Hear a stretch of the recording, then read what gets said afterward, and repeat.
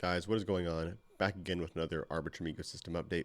As usual, nothing in this video is financial advice. Everything I say is my opinion, and my opinion alone. Going through a couple of things today.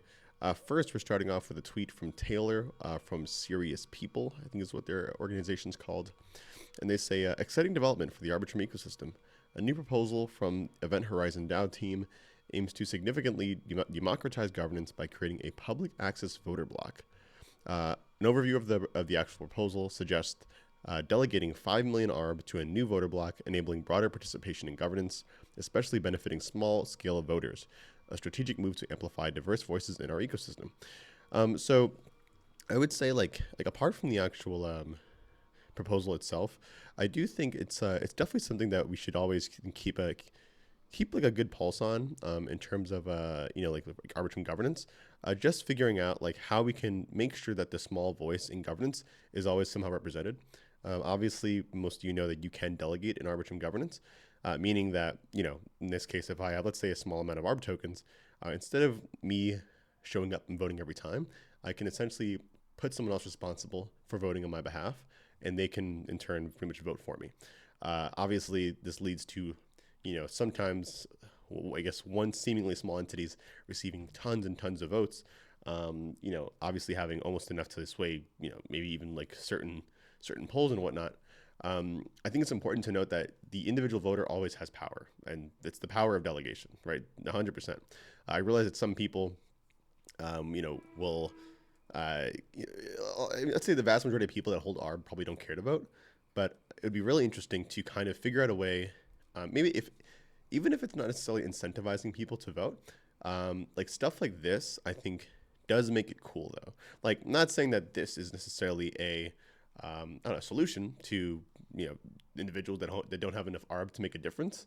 I wouldn't say that, but what I will say is that having people out there, such as the Event Horizon team, come out and make proposals and showing that they do care about the small voter is really, really important. And I think will only become more and more of an issue, or more and more of like a topic of conversation as governance in Arbitrum gets bigger and bigger. Like participation in governance, I say, gets bigger and bigger because it's only going to get bigger over time. With obviously the amount of ARB at stake here, as well as the amount of stakeholders within the Arbitrum ecosystem increases. So definitely cool to see proposals like this kind of coming out of the weedworks. Again, I haven't read the entire thing myself, so do take it with a grain of salt. I just think that it's cool that some people are voting on this. Next, we have a tweet here by Golden Tides. At Golden Tides, everything we do is for the player experience. That's why we decided to mint our Gen 1 collection on Arbitrum. Hosting our assets on Arbitrum will offer fast transactions, extremely low fees, and scalability. For those who don't know, Golden Tides is actually pretty much a Web3-based game. PvP, PvE combat while you're hunting for real treasure. I noticed that they actually announced a mint earlier today, and I was like, wait a second, are these guys on Arbitrum already? And apparently they were. They announced back in February 29th, so I wanted to make sure that I mentioned it now, even though they technically announced last week. But definitely take a look. It looks like they're giving away like a free Gen 1 hero skin if you tag someone, the classic. It's funny, I haven't seen a lot of these things, like tag three persons and like to enter in chance to win to something. I feel like I mostly see that stuff on Instagram, but I think some of the Web 2 marketing for gaming is kind of making its way over here in crypto, which is always good. It's always I think it's welcome, if you ask me. I don't do a lot of it, but it just depends, I guess, on what's being given away. So shout out to the Golden Tides for choosing Arbitrum as their chain of choice to bring their game and to launch their next mint on. And yeah, very exciting times. Speaking of gaming, we have a tweet here by Zai Games. They say Goats Hall, or I think it's Hall of Goats, is co-founded by Matt Lennart, a college football legend. His co-founders made Madden 6 through 9, as well as a bunch of successful apps. Together, we're bringing college football on chain and empowering athletes. Read more about Hall of Goats and the Zai partnership below. This is another strategic partnership by the Zai team over here. Feels like every other week, every other 2-3 weeks, the guys over at Zai are coming out with another partnership or another announcement, and it's pretty impressive, I gotta say. So definitely shout outs to them. Really cool, by the way. Madden in particular. I think there was already. I think I mentioned something the other day about there being some sort of like a soccer team, I think, that was kind of using Arbitrum for a mint, but I wasn't exactly sure. Here, come here, buddy. This guy's crazy right now. But definitely cool to see. Shout outs to the Zai team for consistently shipping, at least bringing more partners onto their chain. I actually met with one of the co-founders of Tarochi back in East Denver. I don't think I mentioned that in the last video. Really cool guy. You can tell like some of these guys like they just want scalability. Like whether it's deploying on Arbitrum 1, deploying on an L3, whatever it may be, they have a vision for the game. They just need a platform to kind of bring their game to life, essentially, be kind of the backbone of that game, while they're kind of like the brains and the creative part of it. So definitely it was a really cool meeting that guy. And it makes sense that they're choosing obviously Arbitrum technology through Zai to launch, as well as in this case Hall of Goats too. So yeah, definitely shout out to Zai and the rest of the kind of gaming ecosystem in Arbitrum. It's like announcement after announcement. It's hard to keep up, to be honest. All right, we have a tweet here by Entangle. They say, orbiting the future of Web3. Entangle is glad to announce a strategic integration with Arbitrum, a layer 2, scaling layer 2, scaling Ethereum focused on security and efficiency. Entangle's Photon messaging solution enhances Arbitrum interoperability features with Ethereum, as well as boosting its functionality. I will say that there was a lot of kind of words thrown into this announcement. Even if you read the blog post, and obviously you have I'll put the link down in the description to this post in particular. There's a lot of stuff going on here, including vaults and kind of interoperability with Entangle.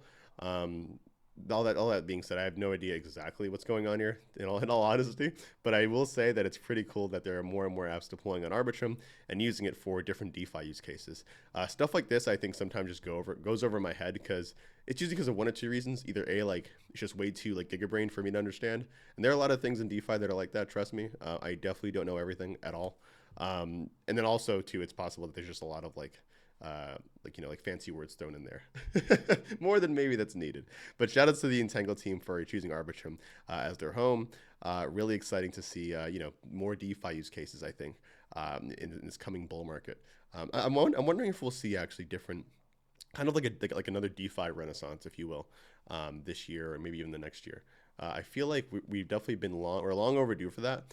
I feel like there was a DeFi Summer 2.0 already. Maybe I think that was actually now a year or two ago. So I think we need a 3.0. Or let's go to DeFi. I like DeFi Renaissance. Did I just make that up? I definitely did not just make that up. There's no way. All right.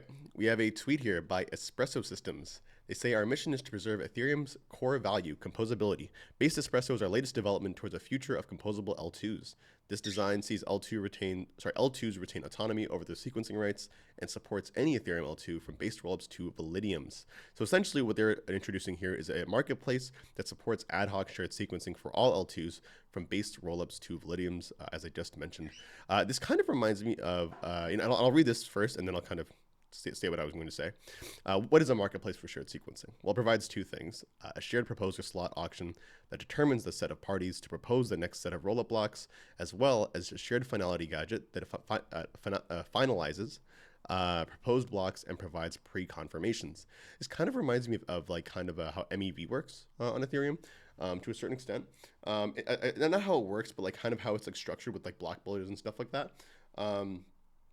It's kind of cool that we're going down this route of like marketplace based kind of incentives or like a decentralization structures for these different things. I guess it makes sense to auction a lot of these things off. I think at crypto, like I mean, even like Time Boost, like the thing that Offchain Labs is contributing to Espresso, has like that kind of like auction mechanism built into it, right? But it's pretty cool that Espresso is kind of approaching that way of thinking.